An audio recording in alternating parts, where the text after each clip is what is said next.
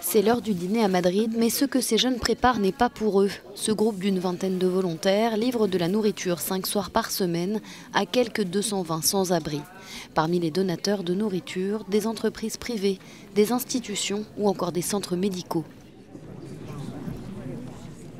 Beaucoup de cas dépendent de circonstances extérieures à la personne. Il y a des divorces, des pertes d'emploi. Nous voyons des gens dans la rue qui ont des emplois avec un travail précaire et pas d'argent pour un logement. Selon le dernier recensement officiel, depuis décembre dernier, Madrid compte près de 2800 sans-abri. Près de la moitié d'entre eux ont été victimes de crimes haineux. Leur situation les rend réticents à parler aux médias. Avec les volontaires, ils trouvent quelque chose de plus que de la simple nourriture.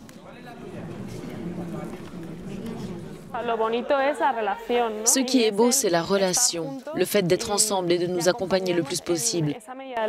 Vivre dans la rue est un phénomène d'exclusion sociale et il existe un problème de solitude profonde. Après leur travail, c'est une fin de semaine spéciale qui attend les bénévoles.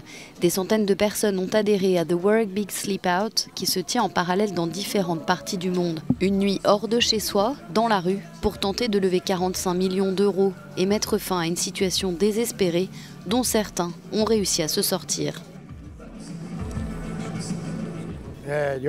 J'ai passé 20 ans dans la rue et je pense que cette initiative est très importante parce qu'il y a beaucoup de gens dans la rue et je pense qu'il est possible de régler le problème avec l'aide des gouvernements et de beaucoup plus de gens.